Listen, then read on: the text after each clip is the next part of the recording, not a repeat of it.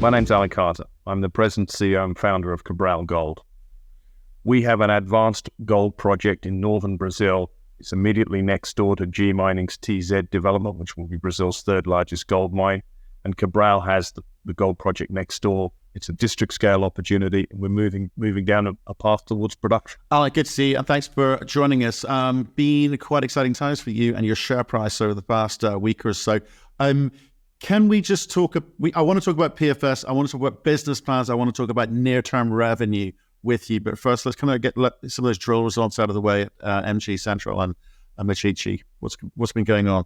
Yeah, Matt, we've been drilling these oxide blankets that we have. We already have a significant resources in the oxide layer. This is the weathered layer that sits above the gold deposits. And at Cuiú Cuiú is up to 60 meters thick. So there's a lot of this weathered, basically mud. We call it saprolite, but it's essentially mud, sand, and soil. So it's free digging material. It sits on hilltops. It's got gold in it. It should be very, very cheap to mine, and it should be cheap to process because it won't require any grinding, maybe a primary crush, but it won't require a lot of crushing either. So we're pretty excited. The drilling that we've been doing over the last few weeks and months has really been designed to optimize the high-grade portion of this, essentially this mud material, which sits in a series of blankets. So we've been getting some really nice results, which is highly encouraging. So the plan here is to update that resource in the oxide material and then feed that into the mine plan, which will, it's all part of the PFS, the ongoing PFS study. So yeah, really good. We've been surprised.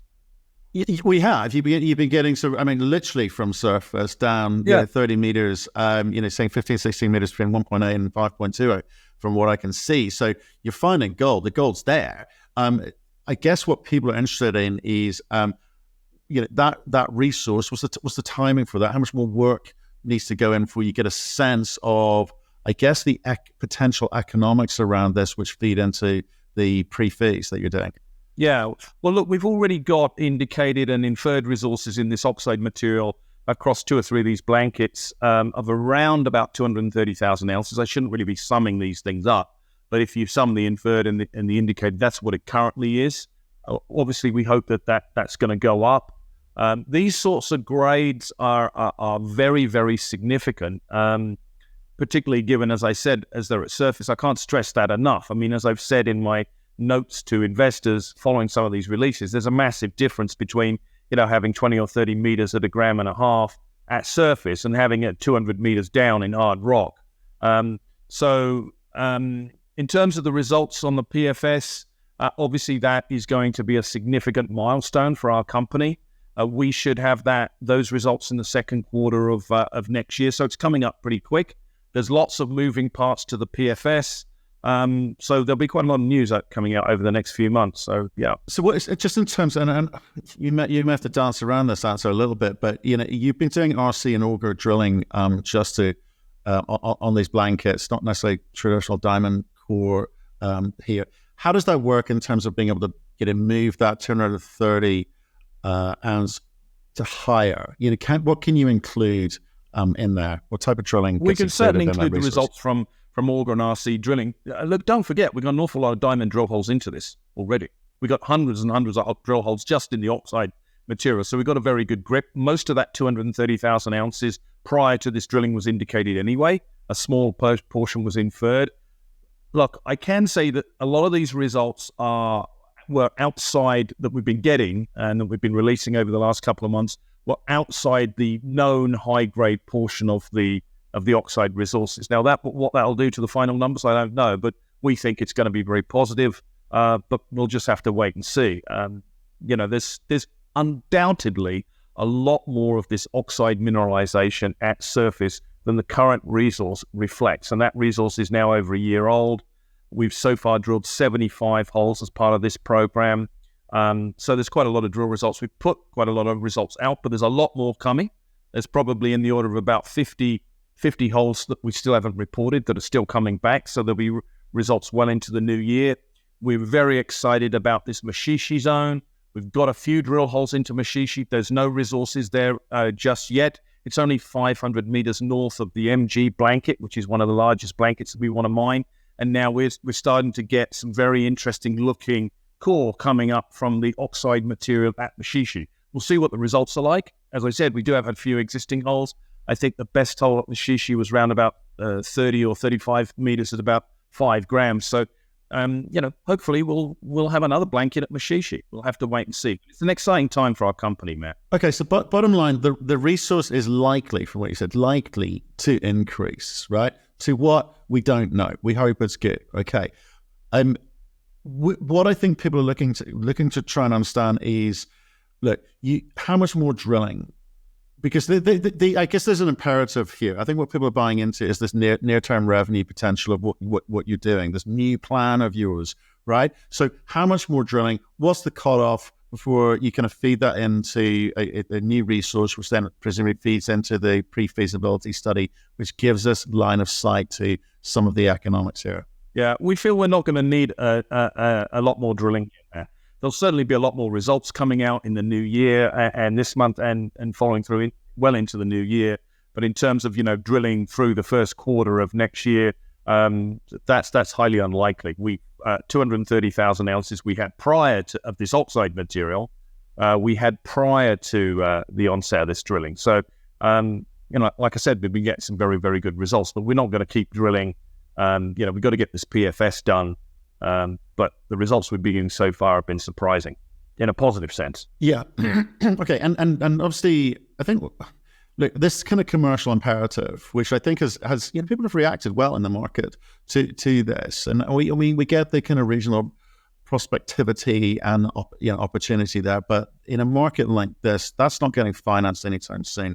So this commercial imperative on the oxide blankets is what people are buying into. So how do we judge you in terms of the process ahead, right? Because you're going to need to get the PFS complete. You're going to need to work out your plan of action, and then you're going to need to raise capital to kind of deliver these, this heap leach operation of yours. So what does that look like over the next coming months? Well, as I said, the PFS is due in the second quarter of this coming year, 2024. So that will be a very, very major milestone.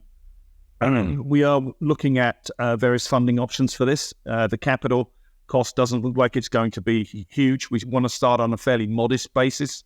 We're not trying to build, a massive operation from day one. Now, Cuiú Cuiú, as you've alluded to, is certainly a district scale play.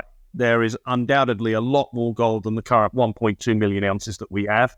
As I said, around about 230,000 ounces of that is in the oxide cap. But look, there's a lot happening. I think when I make investments, and obviously I'm heavily invested in this sector, I have a portfolio just like you do.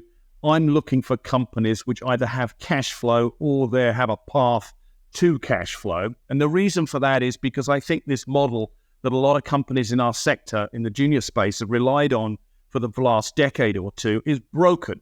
And that model is, let's raise money from the capital markets, let's issue stock, let's do a placement, let's dilute the capital structure.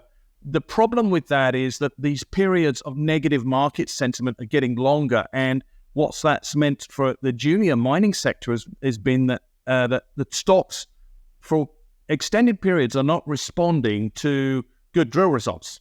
In the past, 2 decades ago, when I first got into the industry, they were, but they're not anymore. So our path is really clear. We're very focused on it. Let's get into production as fast as we can. Let's get into cash flow. Let's use that cash to then fully explore the Cuiú Cuiú district and find out just how many gold deposits we've got. We've got 2 more deposits here, Matt, in addition to the 2 we've already found. But we know there's 2 more because we've got the continuity through drilling and trenching, but we don't have enough drill holes yet in order to define the resources there. So, the exploration of a district like Cuiú Cuiú, which has a footprint which is 10 times larger than the neighboring TZ project, produced 10 times more gold. It's an order of magnitude bigger in terms of the historic production from the streams. Funding that, you can't fund that, we don't think, by trying to raise money from the capital markets if your stock is not responding to positive drill results for extended periods of time. No, I agree with you. And I think the Aussies have had that right for, like, say, 10, 20 years. Says that they don't worry about the size of the resource day one. Canadian CEOs, when I talk to them, generally terrified, well, if we put out a resource like this and we talk about getting some money, they'll think that's all we've got. Australians like, just show me the money. And I think the Canadian market's finally twigged to that. So just in terms of the way that, the kind of capex for something like this, and you've indicated to me in the past, can range, and we know from our conversations, people like Minera Alamos, 8 million, 12 million sort of range. Do you think that the type of funding that's going to be available to you is there if the capital markets aren't, such as this alternative funding? You always got that deal with the Cisco Gold royalties on the NSR, but is there more out there? Look, I think the capital requirements here are modest. I mean, I think $8 million is pretty low. We haven't put any numbers into the public domain, but look, if you look at similar sorts of operations, there's certainly 15, 20, 25 million sort of capital cost.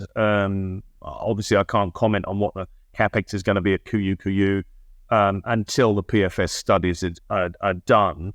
But we'll wait and see. Like I said, similar sorts of operations are in that sort of range. If you think about what really needs to be done here, there's not a lot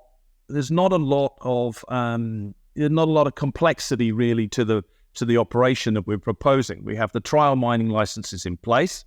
So the thing is already licensed on a trial mining basis, which allows us to mine 300,000 tons a year, maximum of ore. So obviously we're going to be focused on the high-grade material to start with. But you think about it, this is mud that's at surface that has gold in it, essentially. So you don't need any drilling and blasting to mine this stuff. We'll probably need a couple of excavators and a small fleet of trucks.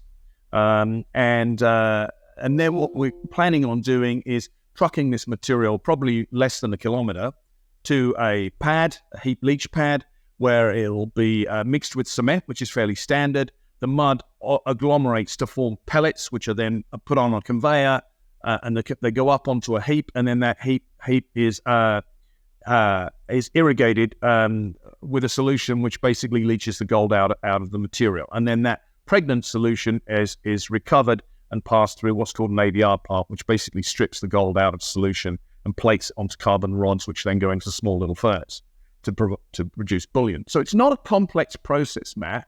And because of that, I think the technical risk is a lot lower than a lot of much larger operations. I said the capital is likely to be a lot lower than a lot of other operations out there. And that means that, to your point, that means that all funding options are on the table with this. We're looking at, the whole gamut of potential ways of funding this. What we're not going to do is go out and try and raise all this through some sort of equity placement. That's not the objective at all. So we have a number of parallel discussions going on right now with several different groups. So what we'd like to be doing is pretty soon after the completion of the PFS, assuming, of course, it's positive, we'd like to be, and if it is positive, we'd like to be announcing a construction decision. Obviously, that is dependent on two things: positive PFS and having the funding sorted out. But all options for funding this are on the table. I think what's interesting about this is low capex, it's at surface, so therefore, as I say, you're not getting rid of overburden and incurring costs in this as well. So therefore, I'm going to predict a slightly higher margin project than we're seeing around the world with slightly more complex ore bodies out there. So Alan, super excited that you're kind of grab the reins and moving ahead, getting on with this thing. That near-term revenue really is, I think, a differentiator at the moment. So appreciate you coming on today and give us an update. When will we hear from you next? More drill results? Matt, I think there'll be news here in the short term, and not just on drill results. I think that there are obviously a lot of drill results still in the pipeline. There's lots of different things going on with the PFS. I think you're going to see some news of us continuing to beef up the team here so that we've got as much expertise and as many smart people involved in this whole process as we can bring to bear on it. So, I think there's a lot of positive developments in the pipeline.